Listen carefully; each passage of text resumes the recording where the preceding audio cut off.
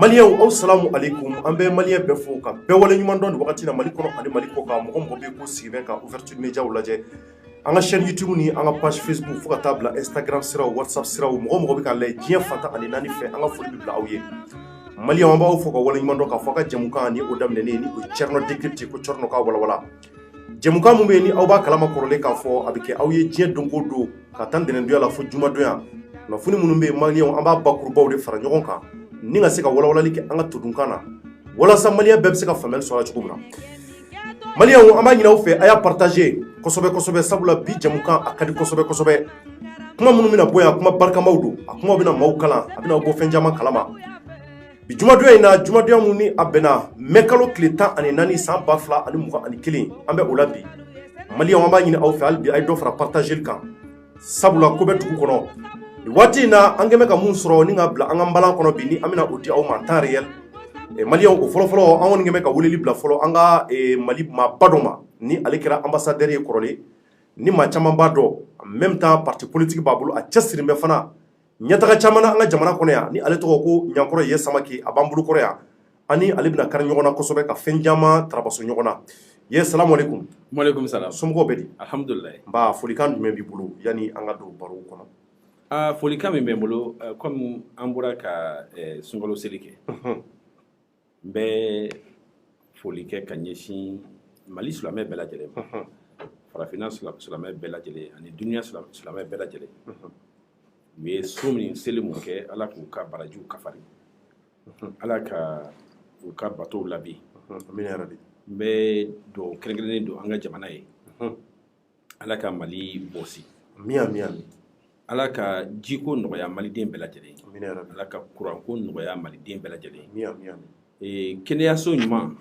ani kɛnɛya sabatilen Ala k'o di maliyɛn bɛɛ lajɛlen ma amin Ala ka dun ka fa sabati an ka jamana kɔnɔ amin yarabi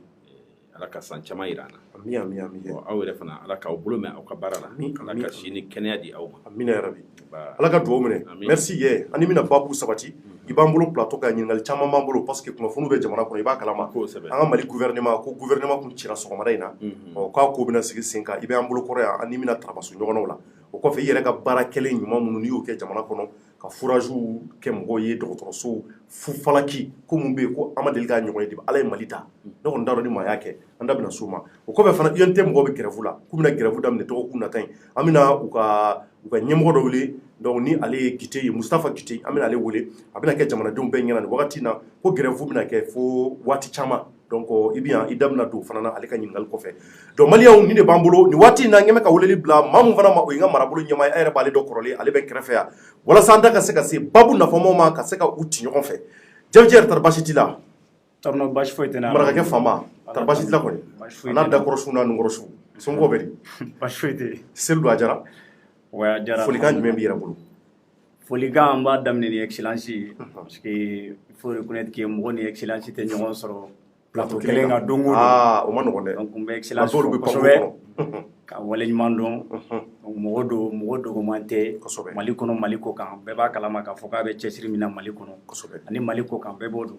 o tɛmɛnen kɔfɛ n bɛ folikan lase an lamɛnbaga bɛɛ lajɛlen ma mɔgɔ bɛ k'an lajɛ ni wagati in na Mali kɔnɔ Mali ko kan an ka foli b'u bɛɛ lajɛlen k'a yir'u la k'a fɔ ko an bɛ seli la seli ye yafa don ye parce que seli ma ban halisa dɛ a tile sabanan ye donc an bɛ yafa ɲini u fɛ an bɛ baara mun na baara mun don a ma nɔgɔ kuma dɔw la i bɛ kuma dɔw fɔ i bɛ taa don maa dɔw gasi la k'a sɔrɔ e yɛrɛ ka laɲini t'o ye donc an ka kuma kɔnɔna la n'an donna maa mun gasi la an bɛ yafa ɲini o tigilamɔgɔw fɛ k'a fɔ ko Ala k'an ka seliw caya Ala k'an ka haminanko bɛɛ lajɛlen nɔgɔya Mali Ala k'a basigi Ala ka malidenw kan bɛn amin i ye dugawu ɲuman ye vraiment Ala ka dugawu minɛ marakakɛ i yɛrɛ bronzé don cogo min na a bɔlen b'a fɛ i ye sogo caman dun seli in na Ala ka laɲiniw sabati hali bi donc maliyɛnw an b'a ɲini aw fɛ hali bi a ye dɔ fara partageli kan sabula mun b'an bolo tuguni ka far'o kan n'ani Ɲankɔrɔ Ya Samake an da bɛna se fɛn caman ma l'UNTM maliyɛnw ni o ye an ka syndicat belebelebaw ye k'olu bɛna grève daminɛ maliyɛnw nin ye ko ye ko mun bɛ yen ko a ye anw yɛrɛ dabali ban kɛlen ka kunnafoni mɛn l'Union nationale des travailleurs du Mali a b'a kalama k'a fɔ an ka banquiw b'a la an ka service administratif caman b'a la o kɔfɛ fana i b'a ye k'a fɔ hali douane fana olu caman b'a la tuguni nka maliyɛnw k'a ye k'a fɔ ko grève bɛna daminɛ dɔgɔkun nata ye ko ntɛnɛn ko fo ka taa se juma ma ko n'o bɔra ye tuguni lundi mun fana bɛ da o kan tuguni ko fo ka taa se juma ma ko n'o bɔra ye k'u bɛna illimité kɛ illimité kɔrɔ ko danda la ala ka ko kɛ hɛrɛ ye ala ka seliji bɔ a ko kan an ka laɲini bɛɛ ka se ka na sabula an y'a ye k'a fɔ UNT mɔgɔw ni an ka faamaw tun ɲɔgɔn ye an da bɛna so ma an bɛna gite ɲininka tari ko in bɛ cogo di kuma in an y'a mɛn tari a tiɲɛ n'a nkalon ye jumɛn donc hali bi a ye dɔ fara partageli kan en même temps ko Mokhtar Wane kɔni taara tuguni ni ka bila marabolo ɲɛmaaya la an da bɛna so fana ma rapidement donc an b'a fɔ aw ye aw bisimila aw denkɛ ani aw balimakɛ don Cɔrinon Jai ouverture média la n ka foli bɛ bila n yɛrɛ kanubagaw ye ka bɛɛ fo ka bɛɛ waleɲuman dɔn an b'an ka sponsor officiel fo ni o ye boisson double sɛbɛnni ye ni nazaraw ko ko boisson d'abord c'est verte o ye anglais ye o fɔ ka di kosɛbɛ ale sumali de ka ɲi maa ma ne yɛrɛ mana wuli ka bɔ sunɔgɔ la dɔrɔn n bɛ n kan ja n'a sumali ye a bɛ dɔ fara n ka timinanja ani n ka courage ka walasa n ka kunnafoni ɲuman ɲini maliyɛnw a kana to kɔ double sɛbɛnni mini na a ye caman san a ka min tile fɛ sɔgɔmada fɛ su fɛ wa o kɛmɛ ka bɔ ni a kura wɛrɛ ni o ye sans sucre ye jabɛti bɛ maa minnu na aw fana ka taa sa ka taa nɛnɛbani boisson in ko n'i y'a min k'a bɛ dɔ fara i garisɛgɛ kan a bɛ si caman d'i ma tuguni u y'o bɛɛ fɔ ɔ n t'a dɔn tiɲɛ don dɛ an y'o ŋunuŋunukaw mɛn nka ne kɔni bɛ ka n ta k'a minɛ cɛ fɔ o tɛ wa mais o de don o de fɔ an ye donc ko filɛ nin ye ne kɔni bɛ k'a min an b'a fɔ minnu b'a min ala bi ala ka si d'u bɛɛ ma hali minnu fana t'a min ala ka si d'u ma donc nin waati in na an bɛ don jɛmukan kɔnɔ an bɛ foli lase Umu Williams ma nin waati in na ni ale ye an kanuba belebeleba ye an b'a fɔ ka waleɲuman dɔn fo New York an ka foli bɛ s'a ma ka Mahmoud fo ka waleɲuman dɔn Mahmoud Traoré fo Espagne u bɛ k'an lajɛ u ka télé belebeleba la nin waati in na an bɛ foli bila Yanfoyilaka bɛɛ ye ka bɛɛ waleɲuman dɔn Dawuda Jakite a n'a ka cɛdenw k'a fɔ aw y'aw bisimila maliyɛnw nin waati in na an bɛna sujet daminɛ an bɛ a ɲini aw fɛ k'a fɔ hali bi an bɛna baaraw daminɛ l'UNTM maliyɛnw ko u bɛ grève la dɔgɔkun nata in n b'a ɲini aw fɛ a k'a partager président b'an kɛrɛfɛ n'o ye excellence ye yala ni excellence ka kari ɲɔgɔn na n b'a ɲini excellence fɛ an k'a daminɛ UNTM na fɔlɔ an ka jateminɛw kɛ walasa ni ka se ka lamɛnniw kɛ ka fɛn caman fɔ UNTM ka grève ko kan nka an b'an ɲɛsin président ma an bɛ ɲininkali damadɔ boloda la en même temps an bɛ sɔrɔ ka don UNTM sujet kɔnɔ ka se ka Duteyi wele Duteyi ka fɛn caman fɔ an ye a kan sabula ko u ni gouvernement de sigira kunun ni o tun ye alamisa ye le 13 mai o kɔfɛ le 14 mai o tun ye bi ye a fɔra k'u tun kan ka ɲɔgɔn ye an y'a ye Katile ka kumakan dɔw bɛ yen ni o y'u ka ɲɛmɔgɔ ye ale y'a jira k'a fɔ ko vraiment u ma bɛn fɛn kan o k'u dusu bɔnbɛn kosɛbɛ wa mun kɔni ye grève ye kɔni k'a ko bɛna boloda o b'a jira k'a fɔ n'a ka wariw bɛ banque la a tɛ wulikajɔ sabati sini ye samedi sini dɔrɔn de b'an bolo a ka taa ka wariw cɛ ni 5000 ko b'i la 5000 ko b'i la taa cɛ joona bi ka banque na sabula u bɛna banque datugu dɛ an kɔni bɛna mun fɔ o y'o ye sabula an bɛna ale ka Gite wuli ko bɛna kɛ cogo jumɛn pour que Gite ka se k'an bɔ fili la excellence bɛ ɲɛsin ma fɔlɔ nin waati in na kow duru bɛ Mali kɔnɔ kosɛbɛ kow ka ca kosɛbɛ kosɛbɛ Mali kɔnɔ yan e kɔni bɛɛ b'i dɔn i ka kuma man ca maa min i tɔgɔ mɛn kalo kuma na k'a fɔ ko Ɲankɔrɔ Yasamake yera a ye nafolo dɔ kasabi a ye nin tiɲɛ i tɔgɔ ma m'o la bon an b'i ka kuma minnu mɛn o ye ko ɲumanw ye nka maliyɛn yɛrɛ tɛ baarakɛla de fɛ an y'o de jateminɛ i b'a fɔ maa min bɛ baara kɛ maa min bɛ jamana in fɛ an t'an ɲɛsin o de ma o de bɛ se k'an ka jamana bɔ dingɛ kɔnɔ an dun e bɛ ka baaraw kɛ jamana in i bɛ ka fɛn caman kɛ jamana in nka an da bɛ se mun fɔlɔ ma o ye gouvernement ye an y'a mɛn ko gouvernement bɛna sigi sen kan kura ye donc an bɛ baara ninnu daminɛ o la Mokhtar Wane kɔni nana kura ye Bandaw ye Mokhtar Wane ta kura ye tuguni k'a sigi donc gouvernement de kan ka sigi kura ye tuguni e hakilata ye mun ye nin ko in na tari e bolo ko kan ka sigi cogo jumɛn tari ministres ka caya u kana caya an bɛ se ka mun fɔ nin ko kan bon gouvernement démissionné na le premier ministre démissionné na avec le gouvernement et il y a Mokhtar Wane reconduit kosɛbɛ d'abord gouvernement ka démission ça c'est significatif kɔrɔ ye mun ye k'a fɔ ko il y a instabilité c'est un gouvernement de moins de 8 mois de 8 mois de 8 mois ni ma est-ce que kalo 8 yɛrɛ dafalen sɔrɔ donc u y'a ye k'a fɔ c'est instable et u bɛ baara min na fana ce n'est pas bien apprécié certainement et donc o de bɛ na ni yɛlɛma ye n'i ye équipe yɛlɛmatɔ ye o kɔrɔ ye k'a fɔ ko u ka jouer man ɲi donc maliyɛnw y'a ye k'a fɔ transition ɲɛmɔgɔw y'a ye k'a fɔ baara taabolo man ɲi donc u b'a fɛ ka yɛlɛma don baara taabolo la walasa u hakilina ye mun ye u ka se ka sabati instabilité do parce que a bɛ dɔ fara adamadenw ka jigilatigɛ kan an bɛ yɔrɔ min na bi Mali yɛrɛ bɛ sawura min kɔnɔ n'o ye incertitude yiriwali tɛ sabati incertitude kɔnɔ fo hakililatigɛ dɔ de kana adamadenw na o sigiyɔrɔ la fo an ka hakililatigɛ en même temps an ka kunnafoni gouvernement ka baara tɛ cun kan ani baraka wuli ye gouvernement ka baara c'est anticiper mais une fois que gouvernement ka baara kɛra cun kan ye mɔgɔw t'a dɔn min bɛna kɛ sini a bɛ na ni instabilité ye jamana kɔnɔ a bɛ na ni instabilité ye jamana yɛrɛ ka économie na a bɛ na ni instabilité ye hali an ka sécurité la donc il faut qu'on soit stable dans la gouvernance. C'est vrai que pression politique caman bɛ yen bi qui peut faire que nous comprenions pourquoi il faut aller sur de nouvelles bases. Parce que le gouvernement il sigira sur de fortes contestations et qu'il y a un manque d'inclusivité. Et donc, pour apaiser le climat social, pour apaiser l'environnement politique du Mali, je crois que c'est une bonne chose aujourd'hui d'aller à un renouvellement ou à une réorganisation du gouvernement. Donc cela est très important. Maintenant, quand du maintenant, gouvernement Boraye, gouvernement on communique à quand, on ne sait pas pourquoi c'est venu soudainement. On t'a kalama ni mɔgɔma jɛ ka kuma fɔ a yɛrɛma ko ye mun ye ani kungilinna jumɛn b'a la an t'a dɔn. Mais de toute façon on peut spéculer que les revendications qui sont en cours pour l'inclusivité, surtout la visite récente du médiateur de la CEDEAO, et toutes ces pressions font que le gouvernement réalise qu'il faut changer de cap. Et donc nous sommes dans ce cadre-là. Maintenant, et il faut des hommes et des femmes d'abord qui sont intègres. Et tout kana an ka mɔgɔ danbe maaw ɲini mɔgɔ minnu bɛ ko c'est à dire ko danbe b'u la danbe b'u la ani u tilennen don ani a yera k'a fɔ u cɛsirilen bɛ faso ye ani a dɔnniya b'u la parce que an bɛ wo min kɔnɔ bi tugutugu bari ni o de b'an lasegin kɔ don o don i bɛ gouvernement dɔ sigi o tɛ mɔgɔw nafa wasa tɛ sɔrɔ u ka baara kɔnɔ an bɛ segin kɔ maintenant an k'an ɲɛ tilen ka mɔgɔw ta mɔgɔ minnu ni danaya dɔ b'u kan jamana kɔnɔ mɔgɔ minnu ni u bolonɔw yelen don jamana kɔnɔ k'a fɔ ko u bɛ baara kɛ tilennenya kɔnɔ ani mɔgɔ minnu bɛ foroba bonya parce que u bɛna ta ka bila foroba de kunna foroba bonyali tɛ n tɛ wari dun dama ye n tɛ wari dun wa n tɛ sigi ka mɔgɔ wɛrɛ lajɛ k'a dun o de nafa ka bon mais en même temps foroba wari fana dun yɔrɔ ni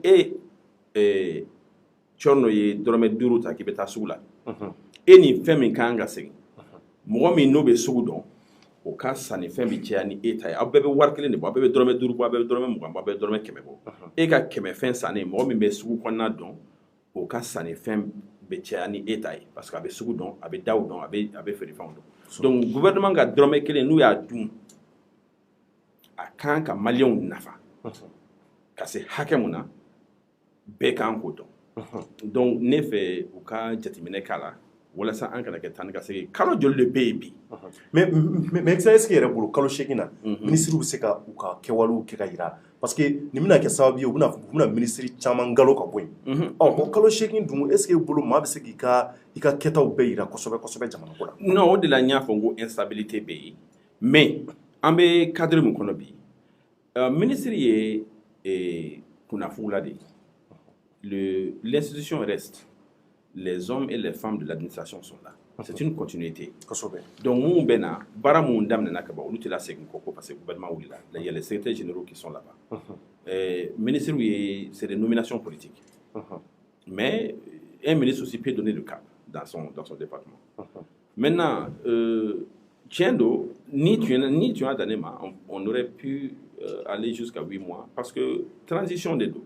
Mon est la transition fait en cas laine flene à faute depuis Watidian Kafo et en tout cas en quoi attentif c'est à dire que en cas laine le gouvernement est fait anw nata ma bɔ a ko la kosɛbɛ. Aw ye jɔnni politique mɔgɔw? O ye anw ka politique tɔn ye n'o ye Parti pour l'action civique et patriotique. fasoden ɲumanya o waliyali tɔn PACP. An ka jateminɛ la gouvernement de transition olu ka réussite bɛ sɛbɛnnen bɛ fɛn kelen de la. O ye ka se ka élection organiser mɔgɔw ka bɛn mɔgɔ talen kan u ka transfert de pouvoir kɛ u ka taa n'u yɛrɛ ye. Ni transition y'o kɛ a bɛ fɔ ko transition ye réussite kɛ. Maintenant n'u ye fɛn fɛn kɛ ka fara u kan o bɛɛ ye farankan ye. Mais u ka baara fɔlɔ-fɔlɔ ye mun ye o ye k'an bɔ dingɛ kɔnɔ dingɛ min n'o tɔgɔ ye ko transition n'o ye waati kunkurunin ɲɛmɔgɔya ye. Donc n'an ka don ɲɛmɔgɔya kɔnɔ mun ye jamanadenw y'u wasa don mɔgɔ mun na olu ka ɲɛmɔgɔya la bɛnnen donc n'an donn'o kɔnɔ dɔrɔn o kɔrɔ ye ko transition réussira. Le transfert paisible de pouvoir. Donc an b'o de laɲini anw sigilen bɛ o de kan n'u sera k'o baara kɛ. Donc mɔgɔ minnu tun bɛ baara la nin tiɲɛ don u baara nɔ sumayara. U baara nɔ sumayara. Siga t'a la. Et puis an yɛrɛ ye hali politique mɔgɔw aw dɔgɔyara gouvernement in kɔnɔ kosɛbɛ. Politique mɔgɔw yɛrɛ ma ta aw minnu ye politique mɔgɔ ye. Bon an y'a mɛn gouvernement kura bɛna sigi Mukutari Wade fɛ. Tara aw bolo minnu taara nin na kɔrɔlen yarɔ u ma fɛn caman bɛ yen minnu m'u jɔyɔrɔ fa. Caman bɛ yen mun b'u jɔyɔrɔ fa. Il y a quelques ministres qui ont joué un rôle important. Mais comme n'a fɔ bon mɔgɔ tɔgɔ fɔ ye Gasi ye. D'accord. Mais il faut que ɲɛmɔgɔya bɛɛ tɛ ɲɛmɔgɔ ye. An y'o de fɔ ɲɛmɔgɔ i bɛ ɲɛmɔgɔ kɔ de lajɛ yanni k'a bila sini baara la. A ye mun de kɛ ka tɛmɛ a ye jɔyɔrɔ jumɛn de fa jamana kɔnɔ lili jumɛn de b'a la jamana in kɔnɔ danbe jumɛn de b'a la jamana in kɔnɔ ɲɛmɔgɔya kan ka ko jamana dɔw kan i tɛ kɛ ministre ye abada ka sɔrɔ i sigiyɔrɔmɔgɔ mun wasa i ma kɛ wasaden ye. O kɔrɔ ye mun ye danaya dɔ ka ta ka da i kan i sigiyɔrɔ la diɲɛ mɔgɔ bɛ se ka fɔ karisa ka ɲi mais a sigiyɔrɔmɔgɔw b'a dɔn ka tɛmɛ diɲɛ bɛɛ kan. Donc o de kama mɔgɔ caman bɛ na trompeli kɛ ɲɛfɛ yan an b'u ta k'u bila ɲɛmɔgɔya la ka sɔrɔ a ma sɛgɛsɛgɛli kɛ. Ni dun y'a jateminɛ Cɔnɔ ne bɛ to ka fɛn dɔ de fɔ bɛɛ tɛ fanga kɔrɔ dɔn. Bɛɛ tɛ fanga kɔrɔ dɔn. Le pouvoir là parce que fɛn saba bɛ yen u b'a fɔ ko le savoir l'avoir et le pouvoir. Dɔnniya sɔrɔ ani fanga Ala b'o fɛn saba di adamadenw ma. Ko an ka dɔnniya kɛ k'an yɛrɛ lakana k'an yɛrɛ kɛnɛya k'an dahirimɛ sabati ka sɔrɔ kɛ n'a ye. A ko n'i y'i ka dɔnniya don i yɛrɛ la haramu tɛ fiyewu. Dɔnniya dabɔra o de kama. Mais a ko ni Ala ye barika don i ka dɔnniya la a b'i nafa k'i sigiyɔrɔ nafa fo ka t'i ka jamana nafa. Filanan o ye sɔrɔ ye. Ni Ala ye sɔrɔ d'i ma a ko n'a ye jagilekiba ta i y'a fɔ i ye bazɛn ɲɛnamaba min fili ka na o san i k'a don. I ye bɛ jɛn ka seli bazɛn ba. Fo n'a kɛra an ka premier ministre ni Ala ye sɔrɔ d'i ma haramu tɛ fiyewu. Kosɛbɛ. Bazɛn san i k'a don. Mobili Mercedes ɲuman san i ka don a kɔnɔ. Haramu tɛ. Mais ni Ala ye barika don i ka sɔrɔ fana na a b'i nafa k'i sigiɲɔgɔn nafa fo k'i ka jamana nafa. A sabanan ye fɛn min ye o ye pouvoir ye n'o ye fanga ye. Ala ko ale ka fanga a b'a di mɔgɔ ma mɔgɔ min ka d'a ye. Kosɛbɛ. An bɛɛ bi jɛ k'o de fɔ ko Ala bɛ fanga di mɔgɔ ma mɔgɔ min ka d'a ye ko fanga ye Ala de ta ye. Mais Ala ko ale ka fanga ni a y'a ja n'a bɛna bɔsi la a t'i nɛgɛ dɛ a b'a poroti de. O bɛ fɔ hali kuranna kɔnɔ ni fanga ni Ala b'a minɛ a b'a poroti parce que fanga nafa ka bon mɔgɔ kelen ka ɲɛtaga ma. Donc Ala ko n'i ye fanga ta k'a kɛ i gelekiba ye ka don i kelen kana ale b'i ka fanga barika ban a b'i ka fanga nagasi. Bon n'i y'an ka fangaw taabolo lajɛ mɔgɔw bɛ don fanga kɔnɔ ka sɔrɔ olu yɛrɛ se foyi t'u kɔ. Olu bɛ don fanga kɔnɔ yɛrɛ dilan kama alors que fanga tɛ yɛrɛ dilanna ye fiyewu. Tiɲɛ don bamananw ko n'i ye di fiyɛ k'i b'i bolo nɛmu mais o k'a sɔrɔ n dibara fana b'i sigilen b'i kɔfɛ. Mais foyi t'e kɔfɛ n'i nana don a la a ka ca Ala fɛ i bɛ dibara in bɛɛ de ta. Donc o de bɛ ka Mali sɔrɔ mɔgɔ o mɔgɔ mana dɔɔnin fiyɛ o bɛ taa n'a bɛɛ y'a bolo. Mais excellence il faut que ka nin yɔrɔ in expliquer ka ɲɛ dɛ parce que i ye Diko kuma mun fɔ o kana na taa kɛ talinda ye quoi. Maa mun tɛ baara la c'est à dire maa mun ni foyi t'a kun n'a tigilamɔgɔ bɛ politique kɛ fɛn ɲini de kama n'i y'o tigi ta k'o don fɛn kɔnɔna la. Excellence ka kuma b'o yɔrɔ la. Kuma i y'a faamu. N'o tigi donn'o kɔnɔ o bɛ o ka baara bɛ kɛ mun ye. Vraiment tali dɔrɔn. Fɛn tɛ e ko. E donna ka sɔrɔ fɛn bɛ yen. Cɔrɔ i b'a ta de. I b'a ta de. Voilà. Donc o b'a yira n'u bɛna ministre kura minnu ta sisan u ka jateminɛ k'a la a kana kɛ n'importe qui ye. Absolument. Jatu ka minɛ parce que fanga ma dabɔ yiriwali kama. Et Laurent Gbagbo a fait que celui qui veut être riche ne doit pas faire la politique. Parce que politique, c'est politique, il sacrifie le service public. C'est un sacrifice. Ne pas faut que Nyemboya et Johnyaye. Bamanana, Senefola, Hali Biankala, Chemsen Kuntri, Obeka Furo Blakata Barake, Furba Barake. Doutri Baka Furo Blakatis, Furba Blongon, Muso Kuntri Bete. Donc, Nyembo Tisseka Fouri, Nyembo Tisseka Desebatoy. Parce que Nyemboya est Koro et Mouye, Ika Nyemboya sera que Ere Bla Yorola. Ni mo nyebe faila ni ere ka dunka face bal parce que ni mo mkin tu ne peux pas t'épanouir et c'est que jama épanouir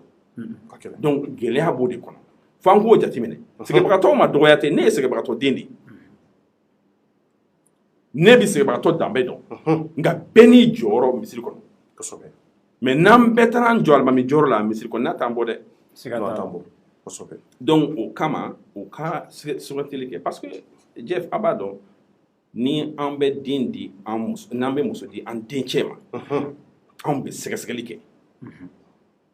muso in bɛ seli wa a bɛ sun wa a bɛ mɔgɔ bonya wa a ba bɛ cogo di u ka du bɛ cogo di an b'o sɛgɛsɛgɛli kɛ mais anw bɛ tila k'an ka ɲɛmɔgɔya ta kɛra minisiriso ye mun kan k'an ka du ka fa sabati mun kan k'an ka lakana sabati mun kan k'an ka kɛnɛya sabati anw bɛ ɲɛmɔgɔya ta k'a d'o ma k'a sɔrɔ sɛgɛsɛgɛli foyi t'a la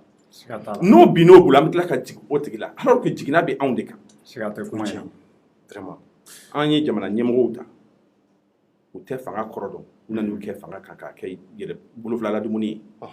ala ye fanga bolo ban a dɔw sɛminɛna a dɔw ye taara taacogow na an bɛɛ y'a ye fanga ma dabɔ yɛrɛ dilan kama ala bɛ hakilina dɔ di mɔgɔ dɔw ma ala bɛ se dɔ kɛ adamadenw ye walasa u ka bila tɔw ɲɛ ka jama yiriwa ka foroba fɛn lakana k'a labɔ ye donc u k'u hakili to o yɔrɔ la.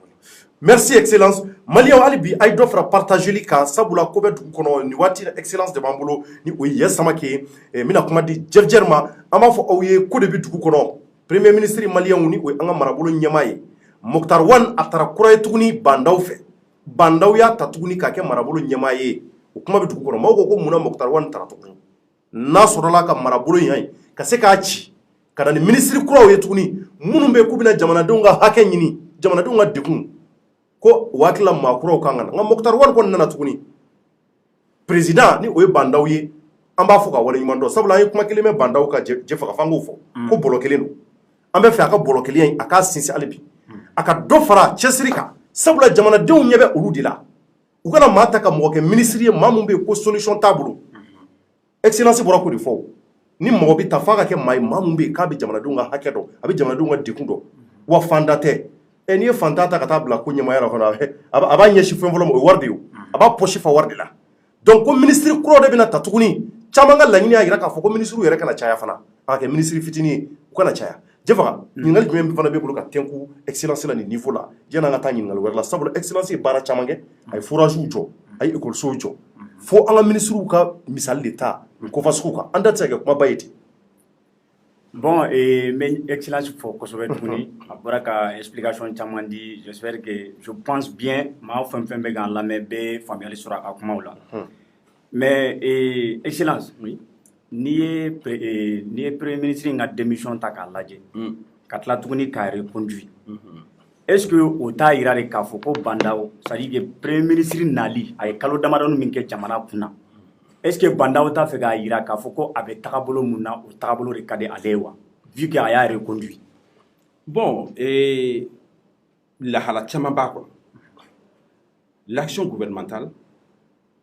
n y'o de fɔ cun kan ani balaka wuli o man di a kɔnɔ parce que o bɛ na ni sigasɛgɛ ye jamanadenw dusukun na président an ka constitution y'a yamaruya ka fɔ jamana ɲɛmɔgɔ o bɛ a ka premier ministre ta tiɲɛ don an ka charte kɔnɔ tacogo min tun fɔra Mokhtar Wan yɛrɛ ma ta o tacogo kɔnɔ bon yɛlɛma donna charte kɔnɔ wa yɛlɛma ma don a la wa ni gouvernement yɛlɛma in kɔrɔ ye mun ye taalen ɲɛfɛ yali mɔgɔ kura mun bɛna don gouvernement na olu bɛna se ka kɛ candidat ye tuguni wa parce que a tun fɔra ni mɔgɔ min donna gouvernement na ka transition kɛ i tɛ se ka i présenter députation na i tɛ se k'i présenter présidentielle la maintenant nin contexte kɔnɔ yɛlɛma jumɛn bɛna don o hakilina ninnu na sabula kalo 8 dɔrɔn de bilalen bɛ normalement ni an sera kɛli la ka bɛn mars kalo ma transition kan ka ban donc kalo 8 natɔ in kɔnɔ mɔgɔ minnu bɛna don gouvernement na olu ka statut bɛ kɛ mun ye mais yanni ka so ma Bandaw ni y'o de fɔ an ka constitution kɔrɔ in o b'a yamaruya ka premier ministre ta premier ministre min ani min bɛ bɛn ko la a ka danaya dalen bɛ min kan ani min bɛ bɛn ko la a ka danaya dalen bɛ mun kan ni premier ministre y'a tiɲɛ jamana ɲɛmɔgɔ de y'a tiɲɛ surtout an bɛ contexte min kɔnɔ sisan ale de y'a ta sisan bɛɛ kɔni b'a dɔn k'a fɔ Bandaw de y'a ta a tɛ se k'a fɔ ko n ka premier ministre y'a tiɲɛ tugun a premier ministre bɔra rattachement wɛrɛ la a rattachera sisan kɔni il est le premier ministre de Bandaw il est le premier ministre de Bandaw parce que Bandaw de y'a sugandi ka kɛ sisan premier ministre ye sisan an ka hakili la ne ka faamuyali la donc il est directement rattaché à Bandaw donc il est pris par le président donc ni fili min yera la o ye Bandaw ka fili ye premier ministre ye visible de ni jama bɛna jiginna kɛ premier ministre b'a tɔgɔ ta walasa k'a ka président kunnabɔ k'a kunnawolo donc o danaya kama i bɛ mɔgɔ ta i b'a dɔn mɔgɔ min bɛ se k'a yɛrɛ sacrifier e ye donc a bɛ se ka kɛ u bɛ ɲɔgɔn dɔn a mɛnna kabini Musa Tile u bɛ ɲɔgɔn bolo donc danaya dɔ bɛ u ni ɲɔgɔn cɛ an bɛ se k'o faamu maintenant n y'o de fɔ jɔnni bɛ se ka don nin gouvernement kɔnɔ n'o bɛna kɛ valeur ajoutée ye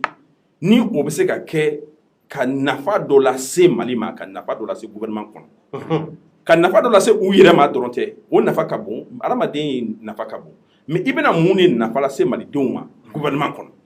donc Mokhtar Wane de kan ka o jateminɛw kɛ wa a bɛ proposition de kɛ a bɛ mɔgɔw suganti a bɛ proposition kɛ Bandaw b'a entraîner a b'a fɔ i bɛ nin i ye nin mɔgɔ in ta ne ma sɔn nin tɛna foyi fara gouvernement ja kan nin tɛna foyi fara gouvernement ka nɔ kan donc a bɛ se ka fɔ nin tɛ se ka don a la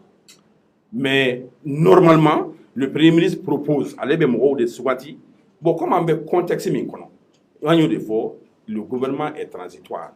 et on veut créer un climat apaisé donc il y a des consultations qui seront faites sur la base politique mɔgɔw da bi don a la normalement fɔlɔfɔlɔ u tun y'a kɛ k'a fɔ an ka kɛ politique mɔgɔw kɛrɛfɛ u y'a ye k'a fɔ ça ne marchera pas parce que i tɛ se ka jamana dilan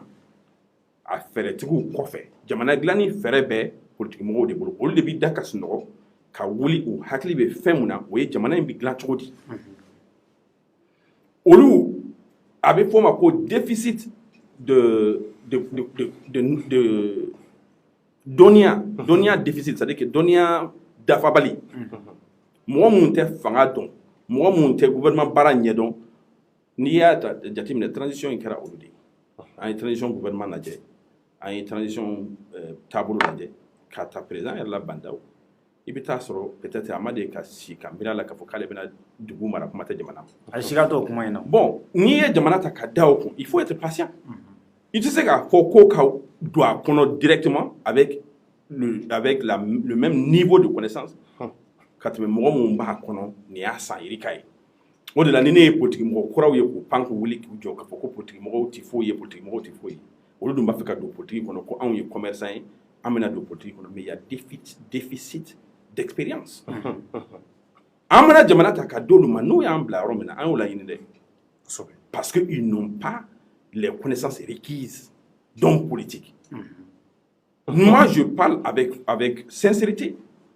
parce que ne ye politique kalan kɛ ɲɛ mun kalan nana ka na appliquer k'a yira mɔgɔw la k'a fɔ anw dakan tɛ gɛlɛya min bɛ jamana in kan nin tɛ anw dakan ye kalanko gɛlɛya min bɛ Mali kɔnɔ o tɛ anw dakan ye rébellion récurrente min bɛ Mali kɔnɔ o tɛ anw dakan ye anw ka jamana in bɛ se ka sɔrɔ kɛ ka yiriwa fɔ ka jaga di jamana wɛrɛw mais ɲɛmɔgɔntanya ani faamuyabaliya o de ye anw coron dingɛ kɔnɔ an ye jamana ta k'a kalifa mɔgɔ la danbe tɛ mɔgɔ mun na an ye jamana ta k'a di mɔgɔw ma mɔgɔ mun hakili tɛ jamanadenw na f'u hakili bɛ u yɛrɛ la ala ye fanga nagasi u bolo a m'u yɛrɛ nafa kuma tɛ ka mɔgɔ wɛrɛ nafa n'i y'i kɔfilɛ k'u lajɛ u bɛ min bi donc mɔgɔ ni barika dɔ de kan ka don politique kɔnɔ n'o barika t'i la mɔgɔw bɛ politique la gosi ka e ta n'i ye o tigi taabolo lajɛ sinon politique tɛ batara ko ye politique tɛ an ka lakana bɛ mɔgɔ min bolo pour que jamanadenw k'u da ka sunɔgɔ fɔ ɲɛmɔgɔ ɲuman de ka kan na kosɛbɛ mun bɛ se ka jamana bɛɛ lajɛlen lakana ka jamanaden bɛɛ lajɛlen n'u bolofɛnw lakana o tɛ manamana ko ye mɔgɔ min bɛ se ka anw ka kɛnɛya sabati anw denw ka sini ɲɛsigi o bɛ mɔgɔ mun bolo o tɛ batara mɔgɔ ye dɛ mais anw bɛ mɔgɔ sugu bɛɛ ta k'o bila ɲɛ ni an tilara mɔgɔ ta la an bɛ tila ka kule a ma ɲa dɛ a tɛ se dɛ a ma don k'a sɔrɔ anw de y'u ta mais excellence bɔra ka nin explication mun di sisan le fait qu'an bɛ mɔgɔw dɔw ta minnu tɛ politique dɔn est-ce que o tɛ les acteurs c'est pas la faute aux acteurs politiques même c'est-à-dire que minnu yɛrɛ bɛ politique terrain kan ani anw minnu ye jamanadenw ye n'an tɛ politique kɛ c'est-à-dire que société civile minnu tɛ politique kɛ olu fana ka faamuyalibaliya politique yɛrɛ ye mun ye wa est-ce que o degun t'o di bon o b'a la nka nata ani n yɛrɛ kun o fana nana ni tiɲɛniba de a fɔra ko i bɛ se ka wari ɲini taa sugu la i ka taa feere kɛ n'i ye wari min sɔrɔ i ni mɔgɔ jɛ tɛ i ta de don taa lɔgɔ tigɛ kungo la i k'a feere i ni mɔgɔ jɛ tɛ taa sɛnɛ kɛ i ka foro kɔnɔ i ka yiridenw bɔ k'a feere i ni mɔgɔ jɛ tɛ mais anw bɛɛ de bɛ jɛ ka l'impôt sara ka dɔɔni bɔ e bɛ dɔɔni bɔ ne bɛ dɔɔni bɔ walasa an kun dɔɔni ka fɛgɛya walasa an denw ka kalan walasa an bɛ se ka sɔrɔsi cɛw sara u k'an lakana walasa an ka tɛmɛ n'an ka sɛnɛ ye mais n'a fɔra ko bɛɛ k'i yɛrɛ lakana n'a fɔra ko bɛɛ k'i yɛrɛ den kalan n'a fɔra ko bɛɛ ka sira bɔ i yɛrɛ ye o jamana tɛ ɲɛ jamana kɔrɔ y'o de ye an bɛɛ bɛ dɔɔni bɔ k'an bolo fara ɲɔgɔn kan ka dɔw ta minnu bɛ se ko la minnu an y'a jateminɛ minnu bɛ se k'an ka lakana ko sabati k'an ka dun ka fa sabati k'an dɛmɛ k'an ka kɛnɛya ko n'an ka denmisɛnninw ka siniɲɛsigi a dabɔra o de kama mais e mana taa ka taa mécanicien ta ko k'i ɲin bɔ ni funu min sɔrɔ la i yɛrɛ o laɲini dɛ donc an b'o funu kɛnɛ de kan maliyɛnw bɛ t'u bolo fa lɔgɔcila la ko ka t'i ka cɛncɛnba ta donc n'o dɛsɛra i ka so la an bɛɛ bolen bɛ k'an ka maliba jɔ ka soba jɔ maçon dɔ bɛ yan fɛ mécanicien dɔ birilen bɛ yan fɛ mɔgɔ si t'a dɔn min seko ye mun ye n'o ko ma tilen n'i donn'o kɔnɔ n'o binna i kan i y'o laɲini dɛ i y'o laɲini vraiment ni kuma kɔrɔmaba ye donc nin b'a yira k'a fɔ an b'a ɲini bandaw fɛ n'a bɛ tali kɛ ani Mukutari Wali u k'a kɛ maa minnu ye kow kɛ ka tɛmɛ kosɛbɛ minnu ye baara kɛ i b'a fɔ ko Ɲankɔrɔ Yasamakɛ ya ne welela bi k'a fɔ ko ya ye baara kɛ ka tɛmɛ yɔrɔ caman e bɛ se k'i tɛgɛ kɔrɔta a siga t'a la n bɛ min fɔ n y'o de fɔ ne ye kalan kɛ politique bɛ yiriwali sira bɛ kɛ cogo min na ne y'o kalan kɛ ka se masters degree ma ka masters kɛ Américain jamana kan Américain jamanaw kan n sigilen tora yen n y'a ye k'a fɔ welesebugu bɛ yɔrɔ min na n bɛna yira diɲɛ na ka yira maliyɛnw na k'a fɔ ko anw dakan tɛ an ka kominiw ka se welesebugu tun bɛ Mali komini caman kɔfɛ ne nana ka na n cɛsiri ka n ye baaraba min kɛ welesebugu fɔlɔ o ye ka danaya sabati ɲɛmɔgɔw ni kɔbɔnw ni ɲɔgɔn cɛ u k'a dɔn k'a fɔ n bɛ ka baara kɛ olu de ye ɲɛmɔgɔya ma dabɔ yɛrɛ dilan kama vraiment ne ye san 5 kɛ Welesebugu maire n ye san 6 de kɛ n ka san 5 fɔlɔ ne ma mètre 1 da dugukolo la Welesebugu en 5 ans en tant que maire 6e année na n ye lotissement kɛ mɔgɔw ye n kɛlɛ ko ne bannen bɛ ka lotissement kɛ Welesebugu la donc ɲɛmɔgɔya tɛ yɛrɛ dilan ye a ma dabɔ o kama vraiment ni dɔnniya dɔ bɛ yen n'o t'i la e man ka bila jama ɲɛfɛ danbe dɔ bɛ yen n'o t'i la e man ka bila jama ɲɛfɛ donc o de kama bandaw ka sɛgɛsɛgɛli kɛ a ka jateminɛ kɛ kosɛbɛ u ka tɔgɔ sɔrɔ parce que fɛn min bɛ yen n'o ka di ni fɛn bɛɛ ye an bɛ wari ɲini fɛn min kama an bɛ mobiliba san fɛn min kama fɛn kelen de don o ye tɔgɔ de cɔrɔnu jɛfa tɔgɔ ka di ni diɲɛ fɛn bɛɛ ye ala ka tɔgɔ ɲuman di an bɛɛ ma donc an bɛ baara o baara kɛ an b'a kɛ tɔgɔ de nɔfɛ n'i y'a ye ne bɔra Amérique k'an sigiyɔrɔ bila n y'a kɛ ka na Welesebugu la n mana n sigi Bamakɔ n taara n sigi n faso la Welesebugu la tɔgɔ nɔfɛ donc o kama u ka sɛgɛsɛgɛli kɛ tiɲɛ don ne ti a ɲinina ka don gouvernement kɔnɔ parce que ne b'a ɲinina ka kɛ Mali jamana ɲɛmɔgɔ ye walasa n ka mɔgɔw ta o de ye n ka laɲini donc n y'a fɔ cogo min na u ka mɔgɔw ta anw bɛ kuma ni hakililatigɛ ye parce que je ne suis pas de ceux qui vivent de la politique mais je suis de ceux qui investissent dans la politique depuis des années n b'a kɔnɔ n b'a ɲɛdɔn n y'a kalan kɛ ka na labaara fana j'ai été élu maire de Welesebugu n ye baara mun kɛ Welesebugu la ni mɔgɔ min dusu jɛlen don i b'a fɔ ko a tulo ka jan parce que siga t'a la n t'a fɔ ni siga ye fiyewu o kama n b'a ɲini u fɛ nin kalo sɔgi in kɔnɔ n'u b'a fɛ ka tɔgɔ sɔrɔ u ka mɔgɔw ta mɔgɔ minnu bɛ se ka nin baara in kɛ ka se a dan na kunnaja kunnawolo tilennenya ani hɔrɔnya ani danbetigiya kɔnɔ n'an y'o kɛ sisan mɔgɔw b'a fɔ ko ja anw tun bɛ k'an tugu maliyɛnw b'a fɔ ko ko ɲɛmɔgɔw kɔrɔ ninnu tun bɛ k'o tugu de donc an ka laɲini ye mun ye o de ye nin ye anw t'a ɲini k'a fɔ k'anw ta k'an k'a ye k'a sɔrɔ an tɛ s'a la n'u ko k'an ka mɔgɔ di an bɛ mɔgɔ d'u ma mun bɛ s'a la an b'an jɔ position ɲumanw fana kɛ se ka kɛ cogo min na absolument vraiment parce que maliyɛn bɛɛ de ta ye anw b'a fɛ ka proposition kɛ an b'a fɛ ka transition tɛmɛ an sago ye transition ka s'a dan na anw t'a fɔ an ka kɛlɛ tɛ ko n'an ma don a la k'a tɛ ɲɛ ye dɛ parce que politique mɔgɔ caman bɛ kɛlɛ la bi o ye ni tant que olu t'a kɔnɔ a ma ɲɛ n'i y'olu don a kɔnɔ fana a tɛ ɲɛ parce que yɛrɛmakaralaw de don yɛrɛɲininaw de don n'i y'a d'u ma a tiɲɛnaw bolo ka kɔrɔ bɛɛ y'a ye mali bɛ dingɛ min kɔnɔ bi i b'a ye mɔgɔ caman bɛ kulo la olu de y'a pigi ni daba ta ka segin olu de ye pigi ni pelu ta ka dingɛ sen ka mali cun a kɔnɔ mais a ma tiɲɛ yɛrɛ bolo dɛ parce que i fana kɛra ambassadeur yɛrɛ ye bɛɛ n'i jɔyɔrɔ de don ne kɛra ambassadeur ye n ye baara min k'a kɔnɔ san 3 kɔnɔ ne bɛ se k'a fɔ ambassadeur caman bɛ o t'o kɛ san 5 kɔnɔ e ka 2 dɔrɔn fɔ tan fɔlɔ ye mun ye ne ma hali san 2 sɔrɔ ne ye le vice-président de la plus grande démocratie au monde ne ye olu ka vice-président tɛgɛ ta ye ka taa convoi a ka bureau kɔnɔ k'a tɛgɛ ta ka na n'a ye Mali kɔnɔ o kɛra sigasi t'a la o ye faso kanu ye ne ye visa bɔ Mali ni Indonésie cɛ maliyɛn bi i bɛ se k'i ka avion ta ka taa Indonésie n'i ka passeport b'i bolo visa ko t'a la fɔlɔ o tun tɛ yen Bangladesh Mali sɔrɔsiw bɛ taa formation kɛ Bangladesh ne ka laɲini don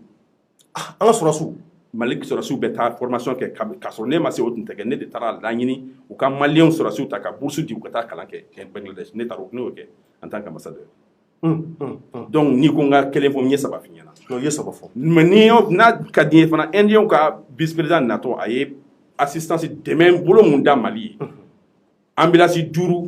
k'a di ministère de la santé ma 4x4 5 k'a di ministère des affaires étrangères ma $500,000 k'a di pour la préservation des manuscrits de Tombouctou donc o bɛɛ sɔrɔla e de fɛ siga si t'a la mais mun n'o kumaw tɛ fɔ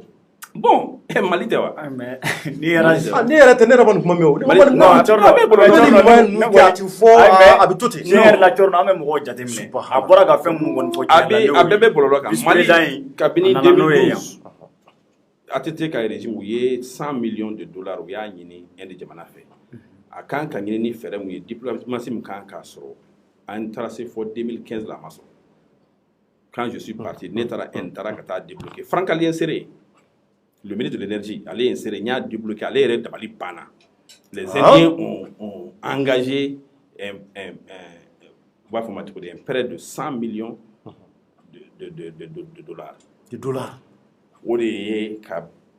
ligne de transmission kɛ ka courant bɔ Côte d'Ivoire ka na Sanakɔrɔba fɛ ka na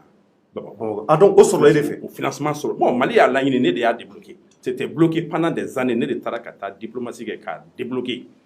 ka kuma indien fɛ a bɛ se ka la bɔ cogo min na ka fɛɛrɛ bɛɛ tigɛ walasa Mali ka se k'a sɔrɔ donc a tɛ se k'a fɔ k'a tiɲɛna ne bolo ne tɛ sɔn o kuma ma k'a fɔ k'a tiɲɛna an bɛɛ bolo parce que o ye fuite de ye o ye ka i ban tiɲɛna ye a tiɲɛna mun bolo an b'u dɔn an ɲɛ b'u la fana mun ye jamana in wari dun an b'u dɔn an ɲɛ b'u la fana a b'u dɔn mais siga b'o la jɔnni siga t'o la bɛɛ b'a dɔn e b'a dɔn ne b'a dɔn ayi ne tɛ caman dɔn dɛ excellence e ti ka foronto dun ne da bɛɛ b'a dɔn mɔgɔ tɔgɔ fɔ ye ko wɛrɛ mais bɛɛ ɲɛ b'u la dossier taara ka taa da justice la yan ko wari dunna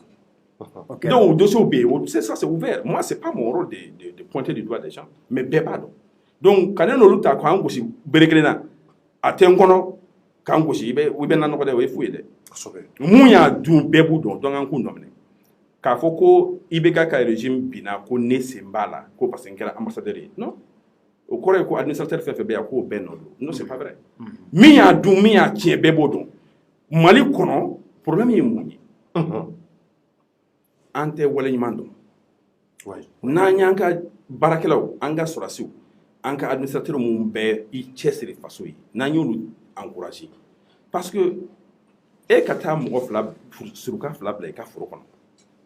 wula fɛ i taara o sɔrɔ wula tile la i taara sɔrɔ kelen dalen bɛ si kɔrɔ i taara sɔrɔ kelen ɲɛ ŋɔnen bɛ ci la e k'u bɛɛ ma aw ni ce dugu mana jɛ n'i nana siɲɛ wɛrɛ i bɛ t'u fila bɛɛ dalen sɔrɔ si kɔrɔ da ka sunɔgɔ bɛ an ni ce sɔrɔ jamana min kan sɛgɛbaga mɔgɔ kan k'i yɛrɛ sɛgɛn o ye wa ne ye dɔ kɛ e ma foyi kɛ a fɔra an bɛɛ ma k'an ni ce an bɛɛ minɛ cogo ye kelen an bɛɛ bonya cogo ye kelen ne kan ka n cɛsiri cogo di pourquoi ne bɛ n cɛsiri tugun donc fo an ka cɛsirilaw jateminɛ fo an k'a dɔn an ka mɔgɔw bila ɲɔgɔn na u ka wuli k'u cɛsiri ni politique mɔgɔw an bɛɛ ni 200 ni 400 bɛ vote sɔrɔ est ce que c'est la peine i ka cɛsiri ka mɔgɔw ka jiko ɲɛnabɔ ka kuranko ɲɛnabɔ ka kɛnɛyako sabati mais ne bɛ san kɛ n tɛ élection ma kɔnɔ Mali kɔnɔ ne ye kalanso 42 jɔ ka di dugu 42 ma ne ko an bɛ kuma in mɛn tiɲɛ don wa siga si foyi t'a la école 42 ka ji bundo e y'o kɛ Mali kɔnɔ gouvernement m'i dɛmɛ non j'ai créé une fondation ka n ka carnet d'adresse ta ka sɛgɛsɛgɛli ka ɲinini kɛ mɔgɔw fɛ ka taa sɛgɛsɛgɛli kɛ dugu kɔnɔ fɔlɔ gɛlɛya mun b'u kan mɔgɔw fana bɛ se ma fana ka n'u ka école ko ɲɛfɔ ɲɛna donc n bɛ taa wari mobiliser c'est ce qui manque aux gens an bɛɛ sigilen bɛ kuma ni jɛ la ɲɔgɔn kan yan mɔgɔ si tɛ taa ɲinini kɛ kan donc danaya mun dalen bɛ ne kan à l'extérieur bonya min bɛ ne kan o kama u bɛ wari ta ka di ne ma ko taa école jɔ ko taa ji ɲini ka di mɔgɔw ma ne ye jibɔ machine mun bɛ dingɛ tigɛ n y'a san o donna 140 millions 140 millions n bɛ ka taa yɔrɔ dugu ni dugu kɔnɔ ka taa ji segin ka d'u ma Fufalaki ka dingɛ tigɛ ka ji segin ka pompe solaire don a kɔnɔ ka château k'a la k'a d'u ma u bɛ contribution kɛ donc i b'o bɛɛ kɛ jamana kanu kama faso kanu kama ne taara jamana dɔ kan ma mɛ olu ɲɛmɔgɔ ko ne bɛ baara min na faso la ko n ka taa dɔ kɛ u yɛrɛ fana faso la jamana jumɛn bon tɔgɔ fɔ man di n bɛ yala la sous région kɔnɔ pour que ni mɔgɔw ka se ka ɲɔgɔn dɔn mais u tulo b'a la n bɛ ka baara min kɛ Mali kɔnɔ u ko non n'a dɔ kan n ko non Mali an ma tila Mali la fɔlɔ dugu caman bɛ yen bi maliyɛn mun bɛ yen ni courant t'o ka so o de ka ca wallahi o de ka ca mais o bɛɛ ye laɲinibaliya ye courant man ka tigɛ Mali kɔnɔ anw kan ka courant feere an dafɛ dugu ma yɔrɔ dɛ ni courant man ka tigɛ bɛ yen ne fɛ yen bi moi ne bɛ n da 24 heures sur 24 courant tɛ tigɛ ne fɛ yen n bɛ n da clim kɔrɔ 24 heures sur 24 n tɛ courant sara mɔgɔ ye le gouvernement on peut promouvoir ça mɔgɔ mɔgɔ ni se dɔɔnin bɛ yen hali ni se t'i ye an ye banque dɔ sigi yan ko banque de l'habitat banque de l'habitat o an bɛ se ka banque de l'énergie solaire sigi Mali kɔnɔ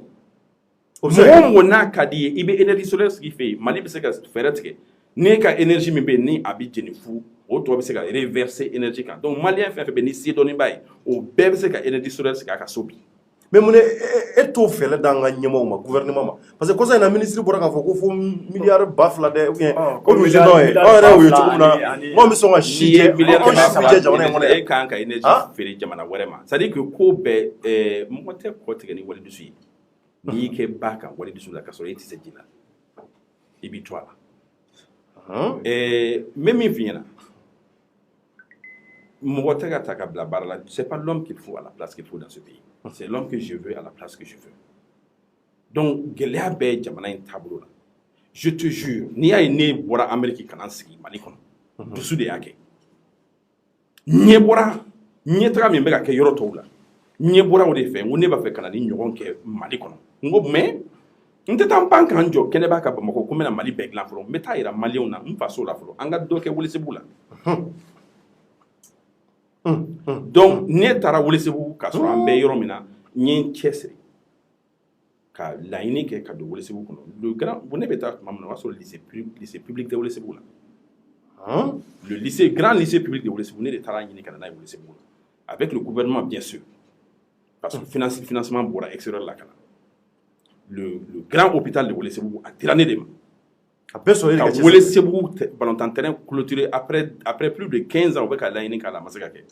je l'ai fait en tant que maire mais n ye mun kɛ en tant que maire ne je suis fier de ça o ye ka bɛn sabati Welesebugu kɔnɔ mɔgɔw ka l'impôt sara u yɛrɛ ye ka sɔrɔ an ma garde ta ka sɔrɔti ta ka taa bila u la danaya dɔ de sabatira donc ni danaya sabatira ɲɛmɔgɔ ni kɔmɔgɔw ni ɲɔgɔn cɛ siga si t'a la yiriwali bɛ na ayi i bɛ fo tiɲɛ yɛrɛ la maa ka bɔ États-Unis dugu duman in na McDonald ni KFC bɛ yɔrɔ min na KFC yɛrɛ ka di cogo min na i ketchup kala o du mamba ka boy no kana isigi Welesebugu Welesebugu yo ya be ko Welesebugu mandi ah mais bon ma fa mandi ko Welesebugu mandi ay ma fa mandi nga KFC teo ate follow mais peut-être on mena ke follow ka KFC la do Mali kono ko chama kera Welesebugu la ne ma fe ngo mo obi bo Bamako ya ala ni ne sababu mo obi bo Bamako kati frake Welesebugu la mo obi bo siga so mo ti kai kati frake Welesebugu la nye folo ka marama de nyeta ka changer a folo min kera Mali kono implantation de cornée a folo min kera Mali kono kera Welesebugu la amake Bamako amake yoda c'est vrai. Donc même il faut rien. Vraiment. J'espère que ça c'est une qualité de catégorie pour inviter merci beaucoup. Avec moi standing ovation. Vraiment. Merci. Mais non, mais la fin pour Mali on donne à autre émission parce que n'est pas aussi possible parce que avec pour la tika di mbo. Merci. Au te pour te mbo deme. Au jamais be Mali don yeka pour cleaning. Au y a un peu de temps. Donc on la nebe au la main. Au secret to la ni do kuma na courant na katikete. Wallahi courant tikara. Ne wo men ni town da kanye. Ni gouvernement ko sisan. Ko chorno ka aw ka yoro in beta énergie solaire la akan ka be million tan flama. Mais ni aw nana ni million wolon fly gouvernement ba to dafa. Aw ni bolite se bangi la kata ko war sara. Jona ametaka. Bon, avec fofana ko bon na yaw ka énergie solaire ski. Aw ka consommation ni min de sur la auto be reverser système ka. O be ke ka mo wore ka courant ko magonye. Et mago be nye et bi mago be bon énergie solaire kan en même temps il be se ka mago ka courant ko mago nye Mali kono bi on sigilen be tropique entre le tropique de Cancer et le tropique de Capricorne courant clé mena mi be Mali kono ate jigi du wala si kam je kono ah dugushi te dunia kono mun courant mena clé mena bi jigo ka kateme Mali taka mais en wo clé mena ke mu foi ou bi jasi en sigilen c'est une perte colossale on le kan ka o courant clé mena ta ko ke courant ko fere en dafa duguma mais on ga ta courant juta wallahi en dafa dugula wallahi et puis Côte d'Ivoire vous de dimia benena non mala ko non tout ta ja fo Côte d'Ivoire même mi fiena comme il y a fo mo be bobo ko ka tout frappe moi en tant que président du Mali évacuation médicale s'est arrêtée ne bi do la domina en 2 ans mo te bon Mali la tout kati furake kene hal ni ba ke yere magula mais ka foko jamana warbi taka nyem go taka ti furake kene mo bi bampe avec kayani assez bagné mais excellent ne fengi nga fendo la ni ekira nga ministre de l'énergie de l'eau en ko ndiga be ba peu mais ne tina ka ministre de l'énergie et de l'eau et muna excellent parce que non moi mi be jamana moi mi be lolo no fe ni e kalo yura wala aba foko to fe ko nyogo me ni nati badeni parce que voyez non mais ouais ni ne ministre de l'énergie santé ba ke chodi éducation ba ke chodi I don't do mais ni be se ka penyina bo nyoko fe wo joro de kausa ni joro kele no parce que ne fait an ka kenya ko an ka lakana ko ni be tugude tugudu ko don balia ni nyedon balia de ni a dinema wajibi de ne o de fonga en 2018 ni a fonga aussi en 3 ans je ne vais pas tenir un conseil des ministres à Kidal, je démissionne au beneka programme kon nya ñi ngo candidat beki engagé là c'est un problème politique solution beni bela anga kenya ko solution bala ni ya danema bi mo be bo dafa dugula kan frake Mali ko sikasita olu be évacuation sanitaire vers le Mali mais on a hôpital mi mambulo ya Gabriel université hospitalier mi be ni investissement ken ça peut servir de tout mais pour la kata fo Tchad la kata Cameroun bête mais la kala ke Mali c'est vrai donc allez 600 école et médecine qui sont là mais dans médecine mais mon ni mon ben ni mon be oui parce que ni a 100 juillet 2013 j'étais candidat nana pour Mali tournons la page de 20 ans de mauvaise gouvernance Mali problème yo de yo la mauvaise gouvernance bon mon ngani a djugu ba ko non ko le rebo page ka ko parce que ni mais e bi se ka bonne mauvaise ne barano me ka ko mauvaise gouvernance angana ça dit que jamana te jom sala ka kansa na te jom sala ka wallahi jamana te jom manipulation ka jamana te jom nataka bekera nata bay mo cité bi Mali kono rarement c'est les gens qui disent ah ka ça est barakelay hali ga barake non apprécier les Maliens fait barade mais excellence est-ce que vous faites un problème parce que il faut que en a fait nos jatemine Mali ko la quoi mumbo OK i b'a ye Mali kɔnɔ min yɛrɛ bɛ ne dabali ban maliyɛn na dɛ i b'a mɛn maliyɛn de da la maliyɛn b'a fɔ ko non ko Karim Masina filɛ nin ye a y'an ka wari bɛɛ dun maa ɲɛnama tɛ a bɛ tan a bɛ tan mais maa minnu bɛ baara kɛ maa minnu bɛ wulikajɔ sabati maliyɛnw ye ka maliyɛnw kungo ta ba la ka bɔ ka bin kɛ c'est à dire que maliyɛn kungo yɛrɛ la a yɛrɛbakun tɛ dɛ mais munna maliyɛn tɛ sɔn k'o tigilamɔgɔw choisi mais an ka choix bɛ boli maa minnu kan an yɛrɛ b'a fɔ minnu ma ko zonw de an bɛ tila tuguni ka taa voter olu de. Ouais, parce que anw b'a fɛ ka bɔ nɔgɔ la ka sɔrɔ a ma wɔsi donc an bɛ 1000 minɛ k'an bolokɔni da mana na fama ye an yɛrɛ b'a dɔn min tɛ se ka an ka jamana kungo yɛlɛma n y'o de fɔ ala b'i fanga di kun de kama i ka jama yiriwa anw ka ɲɛmɔgɔ si tɛ anw wasa parce que anw t'a ta an tɛ sɛgɛsɛgɛli kɛ anw denmusow cɛ bɛ anw wasa b'an denmuso wasa parce que an ye sɛgɛsɛgɛli kɛ olu kɔfɛ mais anw bɛ t'an bolo da mana na k'a ye mɔgɔ ta mun b'i den ka sini ɲɛsigi sabati an b'a fɔ ko 1000 b'o sabati an ka mɔgɔ ta mun bɛ se ka kuran di jamana in bɛɛ ma anw b'a fɔ ko 1000 di yan n b'i ta hali n'i tɛ se a la mɔgɔ ɲini mun bɛ se ka dun ka fa sabati jamana in kɔnɔ an b'a fɔ ko 1000 di yan an bɛ t'an bolo da mana na i ye hali n'i tɛ se donc anw bɛ mɔgɔ ta ka bila ɲɛ mun tɛ se fiyewu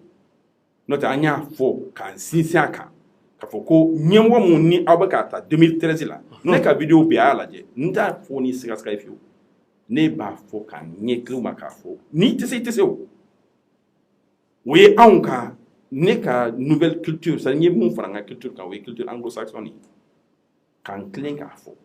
musalaka ka bɔ a la ni an bɛɛ kungo de don n'an bɛɛ ka ɲɛtaga bɛ fɛn mun na n'an bɛɛ ka yiriwali bɛ fɛn mun na n'an y'o ni musalaka jɛ an bɛɛ bɛ an sigi kurantigɛ dibi la an bɛɛ bɛ an sigi kurantigɛ funteni na an denw bɛ sa ka sɔrɔ u sakuma ma se an musow bɛ jigin condition na ni mun ma kan anw de bɛ ka nin condition créer mais c'est vrai an tɛ jigin kɔmɔgɔw la dɛ parce que anw bɛ an bolo fara ɲɔgɔn kan k'a di gouvernement de ma k'o k'an mago ɲɛ n'u dɛsɛra k'an mago ɲɛ an bɛ jigin olu de fɔlɔ donc an k'a dɔn k'a fɔ ni jamanadenw ma min na ɲini ɲɛmɔgɔw fɛ ɲɛmɔgɔw t'o kɛ u bɛ saliya c'est pourquoi il est important jamana sariya ye an yamaruya k'a fɔ ko n'an ma nisɔndiya an ka ɲɛmɔgɔw kɔrɔ n'u ka baarabolo tɛ an nafa ni ɲɛtaga ma sabati an ka wuli ka laɲini kɛ ko yɛlɛma ka don taabolo la jamana o jamana kan n'i sinsinna o yɛlɛma kan sigasi t'a la ɲɛmɔgɔw b'u sago kɛ u bɛ forobafɛn dunni dabila u bɛ forobafɛn kɛ c'est plus efficace i y'a faamu ti tɛmɛ nin kan. Excellence, merci. Mali wa bɔra ka excellence ka kɔrɔfɔ mɛn nin sujet fɔlɔ kan ni u ye gouvernement kɔrɔ bɛna sigi Mokhtar Wane k'a bɛna maakɔrɔw sugandi hakili la excellence ka nin kɔrɔfɔ ninnu n'a ye nin mɛn u b'u hakili jagabɔ yan'u ka maakɔrɔw ta parce que an y'a mɛn ko ministre dɔw tun b'a la minnu ye baara kɛ ko ministre damadɔ bɛ minnu ye baara kɛ kosɛbɛ n'i y'a ta k'a la hali ministre des sports ale ye fɛn caman kɛ ka tɛmɛ an y'o ye u ka ca an da tɛna se ka s'a caman ma bon i b'a fɔ fana caman fana bɛ yɛlɛma kan ka don minnu na nka u k'u sigi k'u miiri parce que kalo 8 minnu n'a tɔ tora yen fo ka se kalo 9 ma an bɛna don élection kɔnɔ u y'a fɔ cogo min na nka yan'o cɛ mɔgɔ ka sugandi minnu ye danayamɔgɔw ye minnu bɛ yen k'u bɛ jamana in ka hɛrɛ fɛ wa minnu bɛ yen fana i b'a fɔ ye bɛ ka mun fɔ n'i y'a ye an ye ye ta ka na sabula ye ye misali de ye ale ye kow kɛ wa a bɛ se ka vérifier fana hali nkalon t'a la ɔ minnu bɛna ta u ye mun kɛ kunun est ce que u ye baara kɛ direction mun na u delila ka mun baara ɲuman jumɛn de kɛ o ka ɲini fɔlɔ k'o dɔn maa laduru don wa est ce que silamɛw don u bɛ siran ala ɲɛ wa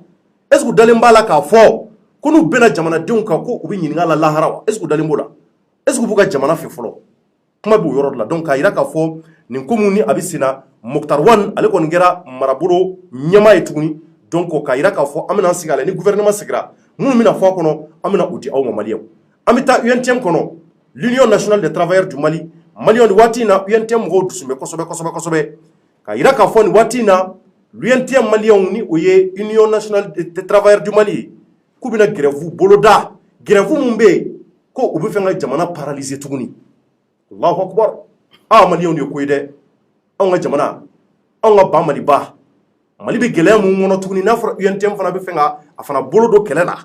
anw b'o laban dɔn nka nin baara ka nɔgɔn ɲininkali caman bɛ ne ni n ka premier ministre bolo ka tɛnku jɔnni na ni o ye Gite ye Gite in hakili la maa caman bɛ Gite dɔn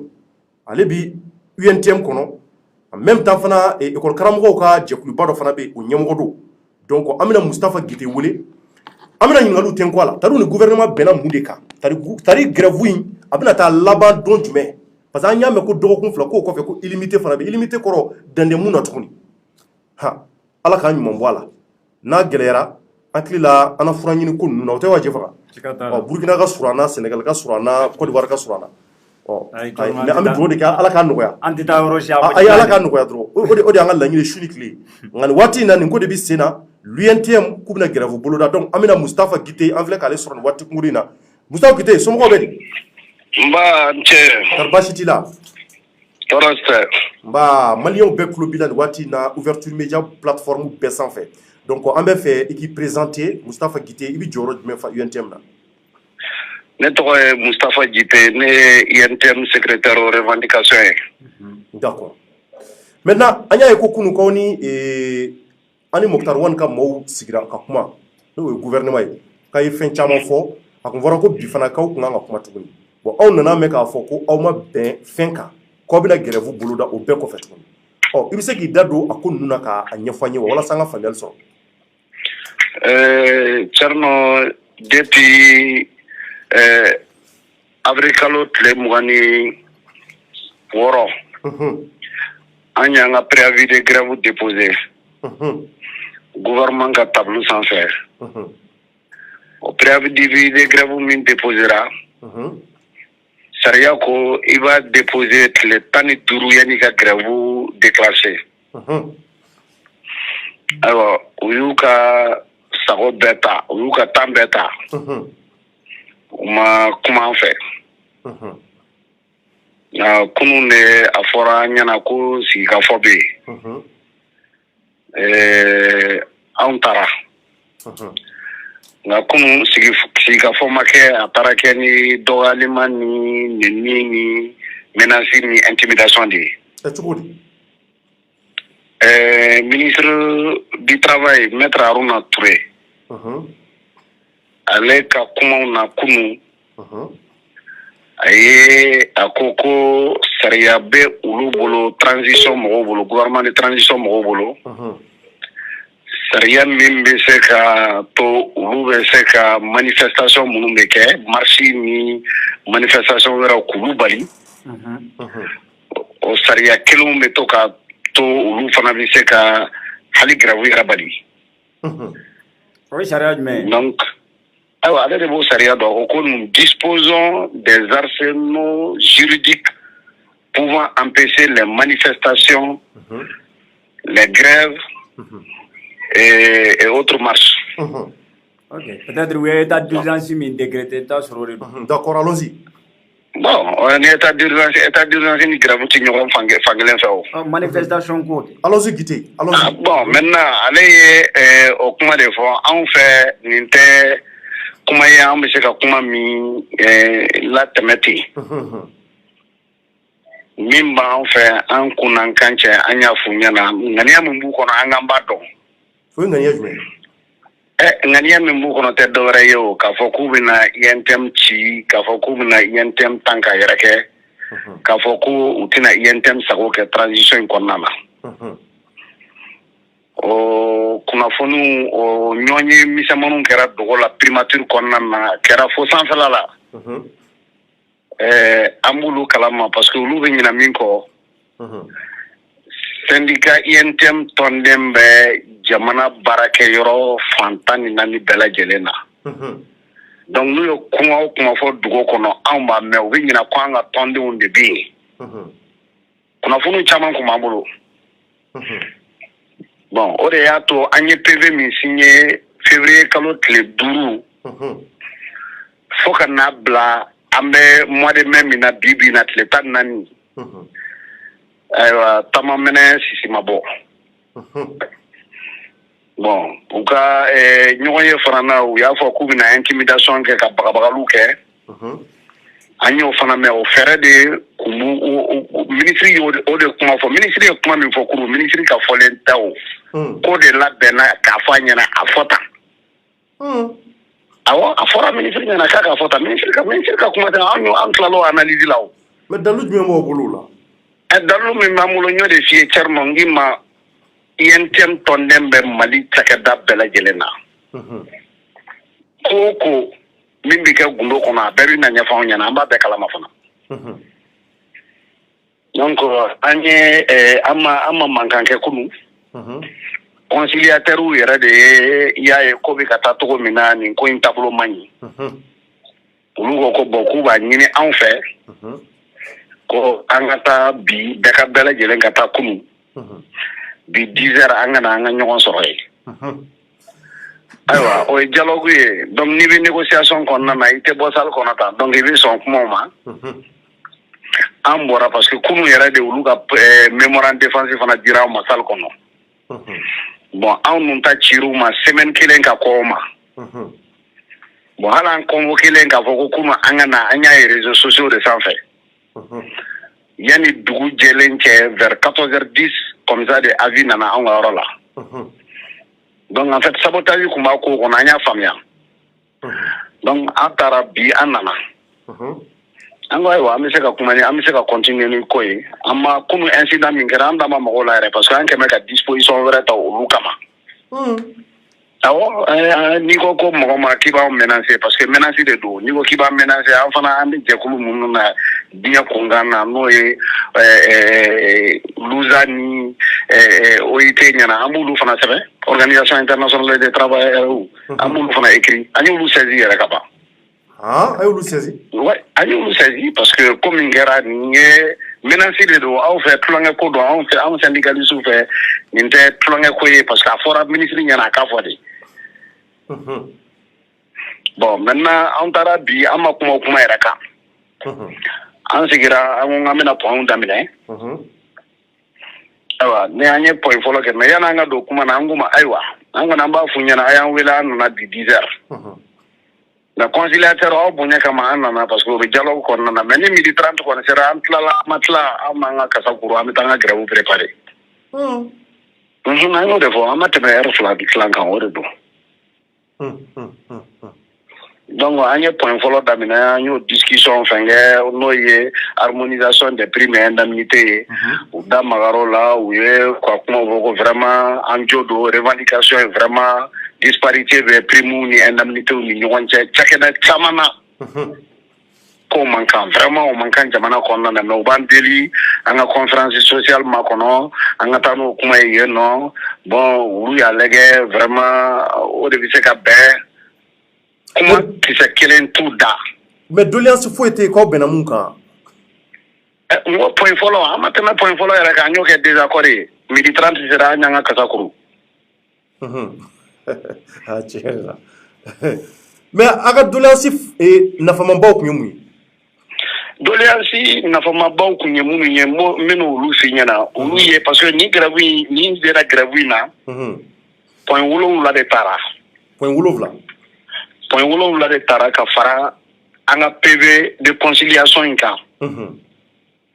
Parce que PV de conciliation in an y'o fɔ an ko ka olu bɛɛ lajɛlen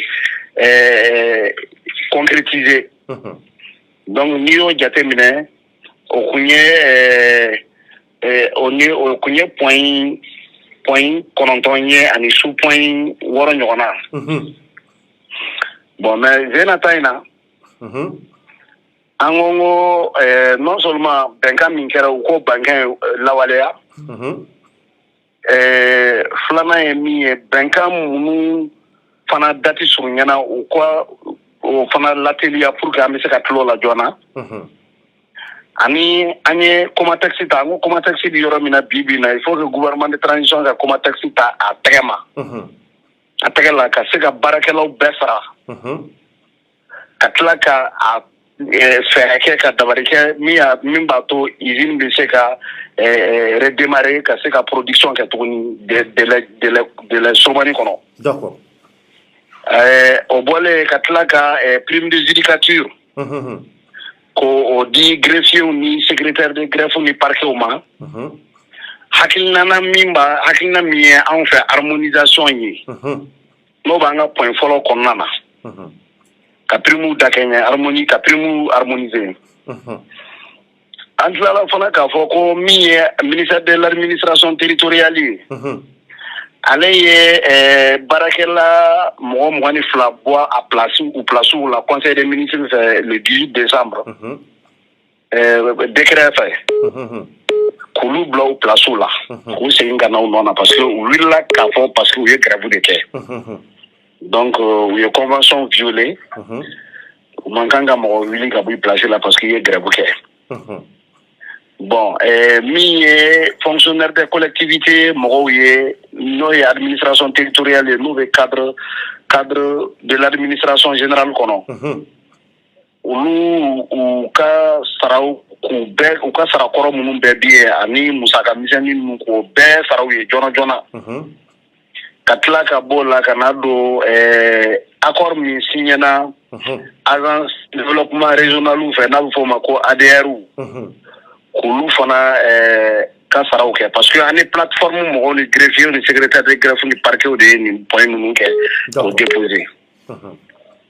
D'accord. Donc o b'a yira nin bɛɛ kɔfɛ an ma se ka tɛmɛ point kelen kan mais grève bɛna bɔ wa? Grève bɔra yɛrɛ grève banna grève bɛ daminɛ n'Ala sɔnna ma tɛnɛndon. Tɛnɛndon mai kalo tile 17 ka taa bila jumadon mai kalo tile 21 o ye grève kun fɔlɔ ye. A kun filanan bɛ tila ka daminɛ mai kalo tile 24 ka taa bila mai kalo tile 28 ni foyi ma k'o kɔnɔna na an bɛ taa grève illimité la. Mais ni dɔgɔkun a ko k'a bɛ daminɛ lundi ni o dɔgɔkun ta daminɛna ni gouvernement ye weleli kɛ kuma ɲɔgɔnya la a bɛ se ka kɛ filanan tɛ bɔ wa? Ni gouvernement ye weleli kɛ k'a fɔ an ɲɛna bɔ a ye na nin point in bɛ yen nɔ a voilà a exécution filɛ nin ye a papier filɛ an y'a papier ta. A grève tɛ bɔ an ka laɲini ye min ye an ka laɲini tɛ ka taa grève la ye o an ka laɲini ye ka se k'an ka point de revendication satisfait de ye o. D'accord donc Gite mais ni grève la yɔrɔ jumɛn ni yɔrɔ jumɛn bɛna datugu a bɛna yɔrɔ jumɛn ni yɔrɔ jumɛn bɛna jɔ ni baara tɛ kɛ yen? D'abord n bɛna f'i ɲɛna k'a fɔ Thierno. Oui. Dɔgɔtɔrɔso la service minimum bɛ kɛ dɔgɔtɔrɔso la service dama damani bɛ yen nɔ service minimum ye diyagoya mais siɲɛ fɔlɔ la service minimum an y'a étendre yɔrɔ dɔw la an man kan ka kɛ yɔrɔ minnu na mais zena a man kan ka kɛ yɔrɔ o yɔrɔ la an ti a kɛ yen si a ka kan ka kɛ yɔrɔ minnu na an b'a k'o yɔrɔ de la on va pas être flexible. Mais nin ko jɛ fɛ ka ɲininkali dɔ b'e bolo. D'accord donc nin b'a yira k'a fɔ grève daminɛna ka ban lundi a bɛna baara da à partir de minuit. Lundi minuit ouais dimanche déjà dimanche su ka jigin tɛnɛn na signal bɛ daminɛ ni ORTM ye an bɛ ORTM fɛngɛ bande annonce dɔrɔn de bɛ k'o la fɔlɔ maintenant tɛnɛndon kɔni a bɛɛ bɛ paralyser n'Ala sɔnna ma. Gite fura foyi t'a la. Fura kɔni a tɛ anw bolo fura bɛ minnu bolo a bɛ transition ɲɛmaaw de bolo. Allahu akbar. Kɔrɔfɔ laban jumɛn b'i bolo?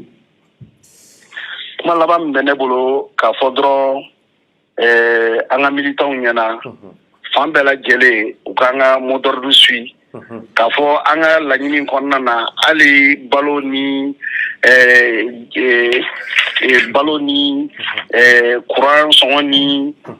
ji sɔngɔ dɔ min kun farala olu bɛɛ kan an kun y'a ɲini k'o bɛɛ stabiliser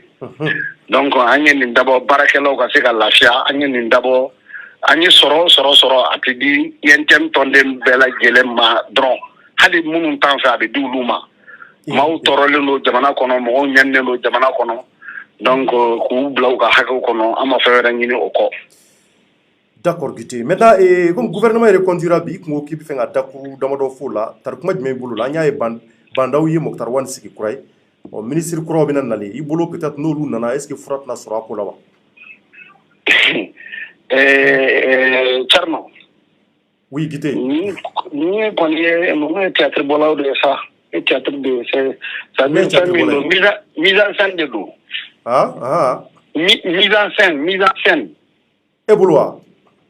O de don couper coller de kɛ mais n'i y'a ye k'a fɔ an bilala retard kɔnɔna na mun dɔwɛrɛ tɛ o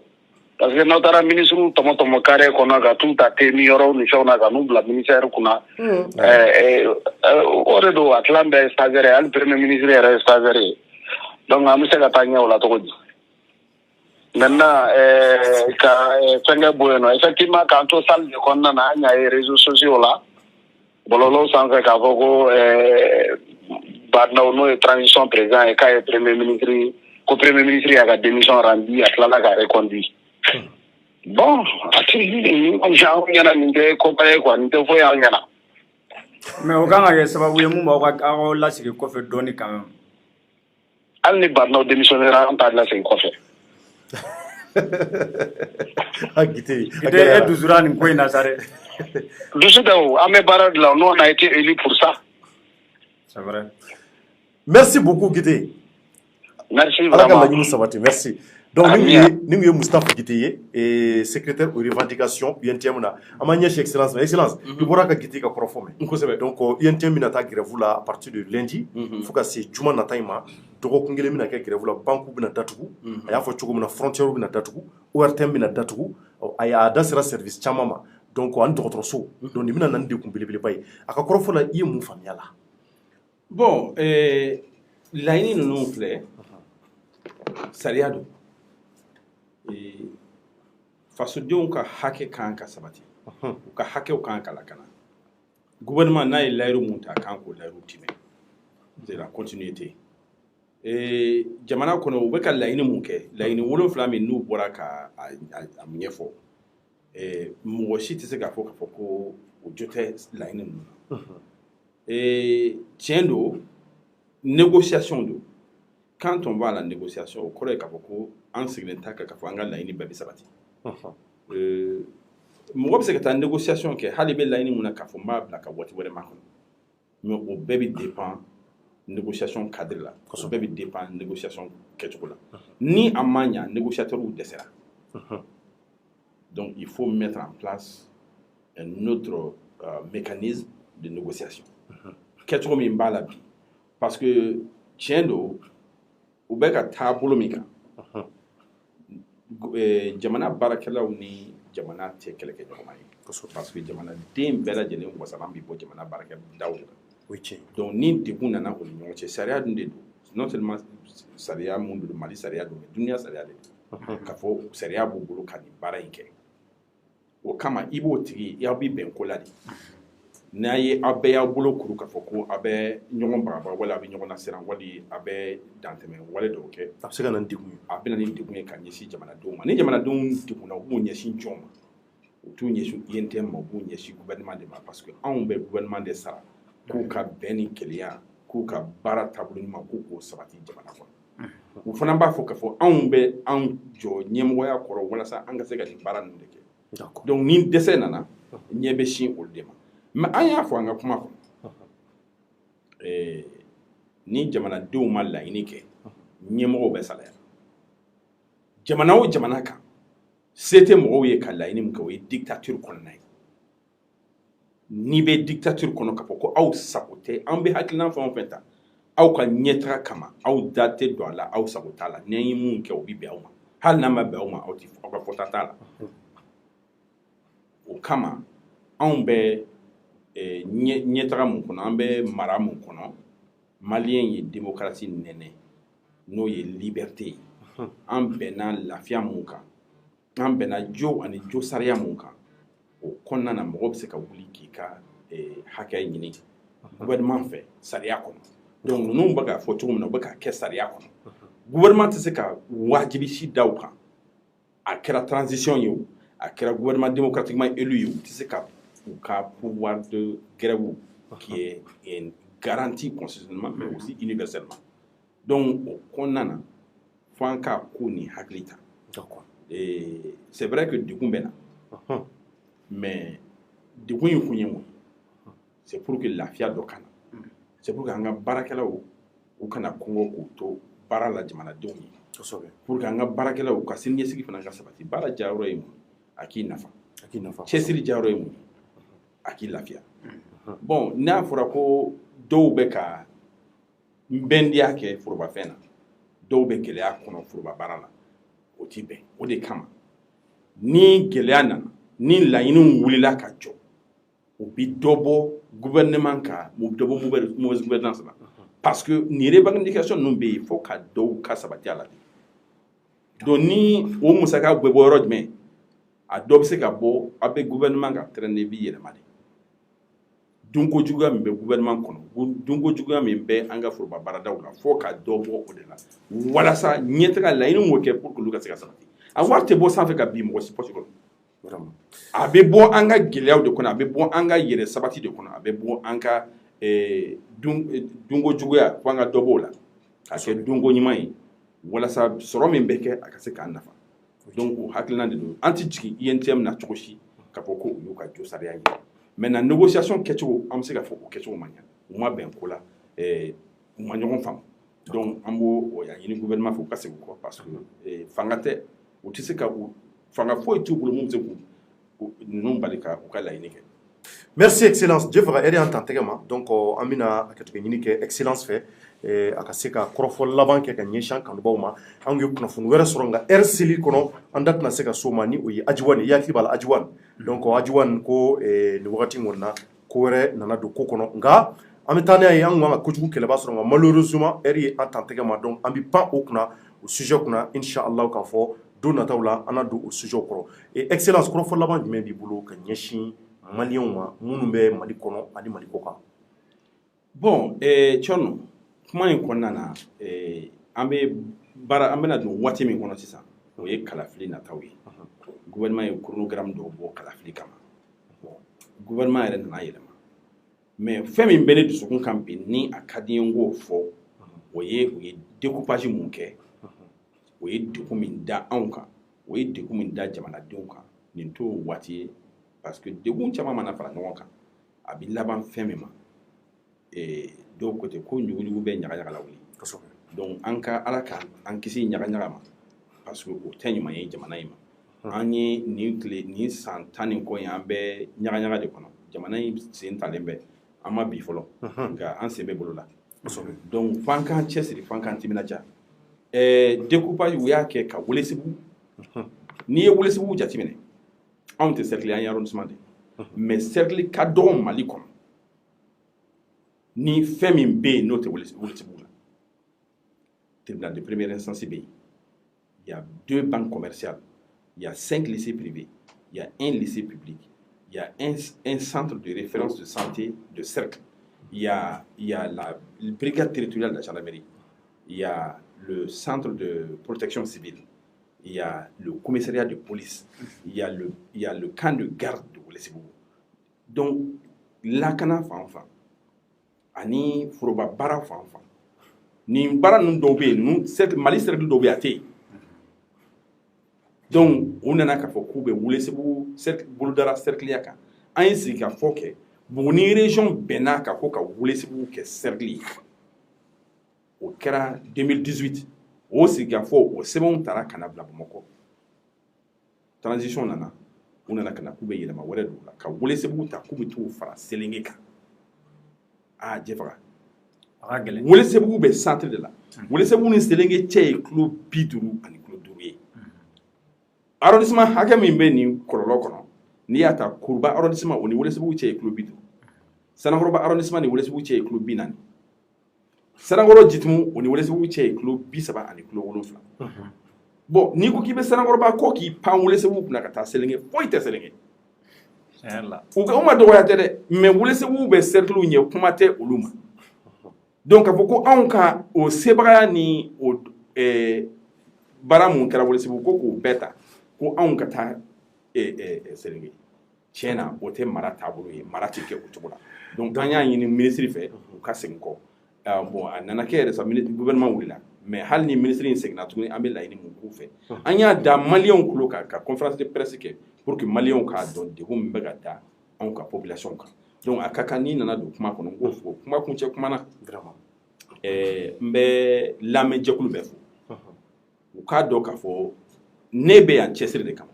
ne bɛ yan faso baara kama mɔgɔ tɛ i sigiyɔrɔ bila Amérique ka n'i sigi Welesebugu la dun ka fa ɲinini kama alhamdulillah n dahirimɛ bɛ n kɔ mais adamaden kelen ka hɛrɛ tɛ foyi ye ni Ala ye seko ni dɔnniya dɔ d'i ma a b'a d'i ma walasa i ka hinɛ tɔw la walasa i ka baara kɛ tɔw ye i ka kɛ tɔw ka jɔn ye parce que mɔgɔ si tɛ se mɔgɔ si kelen tɛ se mɔgɔ si ka kelen ka hɛrɛ tɛ hɛrɛ ye donc o kama n'i taara Kajolo bi ne ye école so 7 jɔ Kajolo cercle kelen bɛɛ kɔnɔ ma da ekɔliso jɔli ma n ye maîtrise so jɔ ka fara ekɔliso dɔw kan donc bi n bɛ ka mun baara kɛ n bɛ ka jibondo sigi ka di dugu ma parce que ji minɔgɔ gannen bɛ mɔgɔw la gouvernement tɛ se ka bɛɛ dɛmɛ donc an bɛ gouvernement senkɔrɔma tintin walasa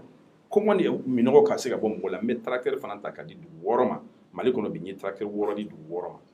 k'a fara bourse 50 min n'i y'a ta ka 53 53 jeunes maliens ka bourse d'u ma ka taa n'u ye États-Unis université la ka denmisɛnnin mɔgɔ 20 ta ka bourse d'u ma ka taa u don lycée la n y'o de fɔ a lycée musaka san o san mɔgɔ kelen o mɔgɔ kelen u bɛ $35,000 de sara maintenant mɔgɔ 20 u bɛɛ bɛ san 3 u kelen kelen bɛɛ bɛ san 3 de kɛ ni lycée ninnu donc cɛsiri de don Mali ye k'a sɔrɔ an tɛ ministre ye an tɛ président ye an tɛ hali député donc seko dɔ bɛ anw na an ka carnet d'adresse an b'a bila walasa ka jamana in layiriwa an bɛ mɔgɔw fara an yɛrɛ kan walasa ka jamana ka yiriwali bɛ se ka sabati cogo min kosɛbɛ donc n bɛ nin fɔ parce que an ka jamana in kɔnɔ bi ne ye kuma caman fɔ e yɛrɛ tun t'a kalama kan bɛ ambassadeur la tuma min na n ye baara mun kɛ n bɛ maire la n ye baara mun kɛ Mali kɔnɔ a ye sɛgɛsɛgɛli k'a la k'a sɔrɔ n ma kɛ ambassadeur ye k'a sɔrɔ n ma kɛ maire ye n ye mun baara kɛ jamana in kɔnɔ n bɛ ka continuer ka mun baara kɛ jamana in kɔnɔ donc an b'o fɔ ka hakili tigɛ jamana in mɔgɔ wɛrɛ tɛna dilan dɛ ka di an yɛrɛ tɛ vraiment donc an ka cɛsiri Ala ka jamana in kun amina yarabi merci beaucoup excellence folikan laban b'i bolo a Jɛfa non ka bɛɛ fo ka excellence fo voilà donc voilà d'accord Ala ka laɲini excellence merci bien fo i ka kɔrɔfɔw la Ala ka vraiment laɲiniw sabati hali bi Ala k'i mɛn kɔrɔ Ala ka sini kɛnɛya d'i ma maliyɛnw an bɛ aw bɛɛ fo ka wale ɲuman dɔn ɲɛkɔrɔ Yasama Kɛ ale tun b'an bolo kɔrɔ ni ale kɛra an ka Mali ambassadeur ye Hindu jamana kan en même temps a kɛra maire ye Welesebugu kɔnɔ en même temps parti politique min n'u b'a wele ko PACP o ɲɛma don a ye jɔyɔrɔ caman kɛ wa a y'a lajɛ ni ka se ka dɛmɛ lase Mali yɔrɔ caman na ale de tun b'an bolokɔrɔ bi an b'a fɔ ka wale ɲuman dɔn a n'a ka parti politique mɔgɔ bɛɛ nin kɔnɔ nana hakili la a ye faamuyali caman sɔrɔ ko la ka yira k'a fɔ UNTM kɔni ko k'u bɛna grève daminɛ dɔgɔkun kɔnɔ en même temps fana gouvernement kura ko o bɛna sigi fana an kun b'a la ka kuma o kan donc an b'a fɔ n'an ye kunnafoni wɛrɛ minnu sɔrɔ ko ninnu kan inshallah an da bɛna se a nafamaw ma walasa ka se ka walawala aw ye bamanankan cɛnin na an b'a fɔ hali bi Mali Ala ka Mali suma Ala ka jamana in kan sago ye merci à toutes et à tous a k'an bɛn wagati wɛrɛ au revoir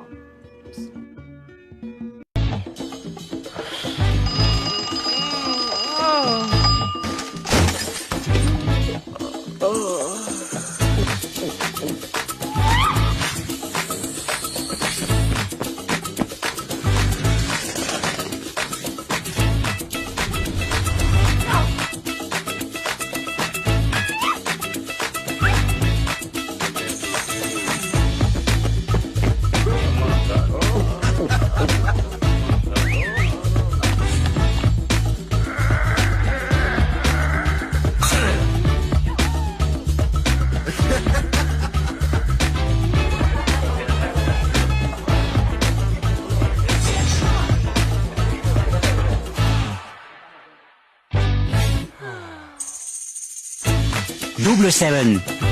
Double tes limites.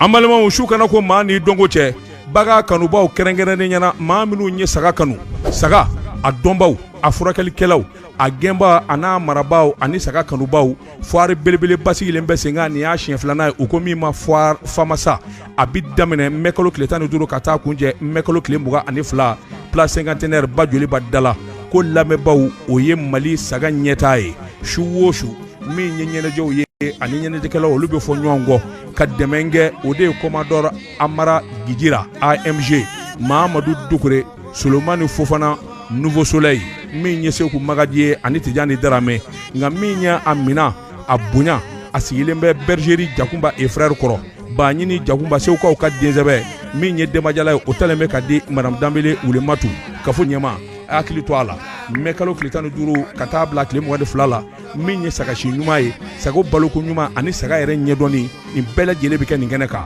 foire famasa a k'an b'a kɛnɛ kan.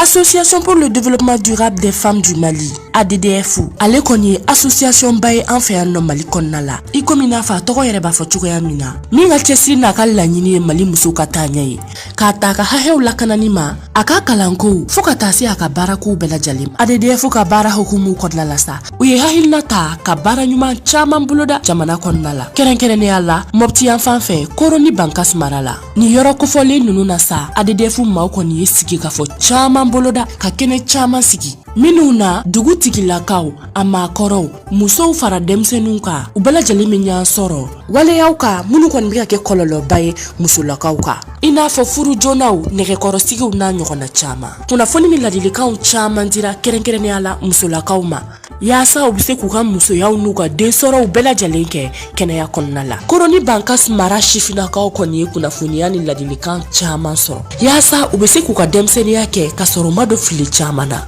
association in maaw kɔni y'a yira k'a fɔ ko Mali musow bɛɛ lajɛlen ka taa ɲɛ o de ye olu ka haminako belebele ye minnu bɛ faaba kɔnɔ kɛrɛnkɛrɛnnenya la minnu bɛ togodaw la an balimaw su kana ko maa ni dɔnko cɛ baga kanubaw kɛrɛnkɛrɛnnen ɲɛna maa minnu ye saga kanu saga